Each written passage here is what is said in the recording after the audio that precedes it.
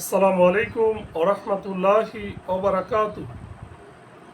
এ পর্বে আমাদের আলোচনা সূরাতুন নাবার দ্বিতীয় রুকুর প্রথম পর্ব, আয়াত 31 থেকে 40। আলহামদুলিল্লাহ সালাতু ওয়াসসালাম আলা রাসূলিল্লাহ ওয়া আলা আলিহি ওয়া সাহবিহি আজমাইন, আম্মা বাদ। আউযু বিল্লাহি মিনাশ শাইতানির রাজিম। বিসমিল্লাহির রহমানির রহিম। রব্বি ইশরাহ লি সাদরি ওয়া ইয়াসসির লি আমরি ওয়াহলুল উকদাতাম মিন লিসানি ইয়াফকাহু কাওলি। এরশাদ হচ্ছে, আল্লাহ তাআলা বলেন, মুত্তাকিদের আলোচনা। অন্যদিকে মুত্তাকিদের জন্য আছে সাফল্য। ইন্না লিল মুত্তাকিনা মাফাজা। ইন্না নিশ্চয়ই, লিল মুত্তাকিনা মুত্তাকিদের জন্য রয়েছে মাফাজা সাফল্য। সেখানে মুত্তাকিদের জন্য থাকবে বাগান, আঙ্গুর, হাদাইকা ওয়া আনাবা। হাদাইকা মানে হচ্ছে বাগিচা সমূহ, ওয়া আনাবা আনাবন মানে হচ্ছে আঙ্গুর, অর্থাৎ আঙ্গুর সহ বাগান থাকবে।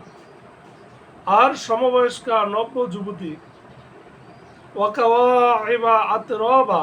ওয়া কাওয়াইব মানে হচ্ছে নব্য যুবতীরা, আতরাবা সমবয়স্কা,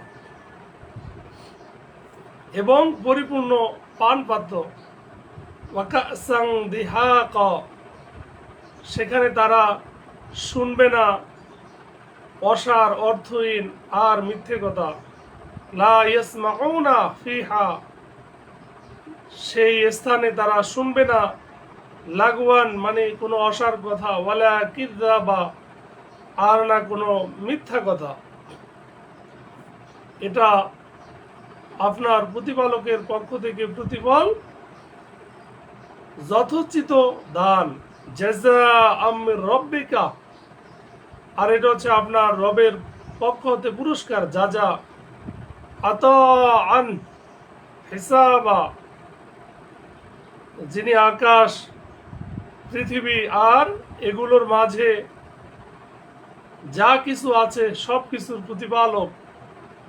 রব্বিস সামাওয়াতি ওয়াল আরদ, তিনি রব আসমান এবং পৃথিবীর।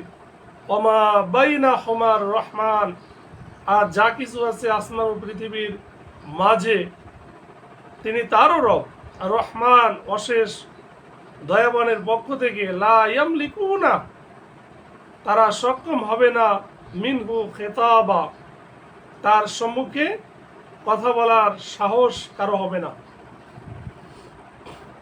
আয়াত 38। সেদিন রূহ, জিব্রাইল আর ফেরেশতারা সারিবদ্ধ হয়ে দাঁড়াবে, কেউ কোনো কথা বলতে পারবে না সে ব্যতীত যাকে পরম করুণাময় অনুমতি দিবেন, আর সে যথার্থ কথাই বলবে। আল্লাহ বলেন, ইয়াউমা ইয়াকুমুর রূহু, সেদিন দাঁড়াবে রূহ, জিব্রাইল, ওয়াল মালাইকাতু ও ফেরেশতারা, সাফফান মানে সারিবদ্ধভাবে। লা ইয়াতাকাল্লামুনা, তারা কথা বলবে না, ইল্লা মান আযিনা লাহু রহমান,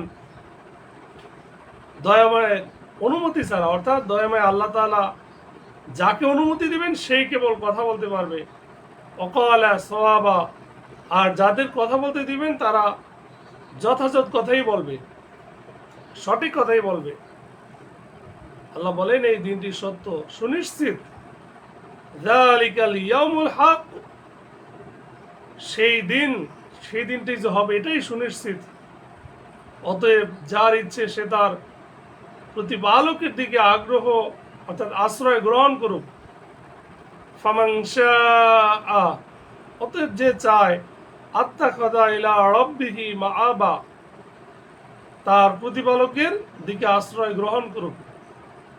আল্লাহ বলেন, আমি তোমাদেরকে নিকটবর্তী শাস্তি সম্পর্কে সতর্ক করছি।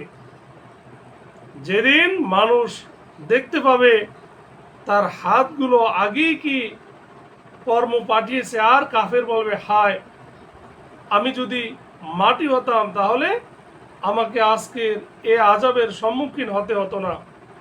ইন্না আনজারনাকুম, আল্লাহ বলেন নিশ্চয়ই আমরা তোমাদেরকে সতর্ক করেছি আযাবান করিব, এই আসন্ন শাস্তি সম্পর্কে। ইয়াউমা ইয়ানজুরুল মারউ, সেদিন মানুষ দেখবে মা কদ্দামাত ইয়াদাহু, যা অর্থাৎ তার দুই হাত যা আগে পাঠিয়েছে।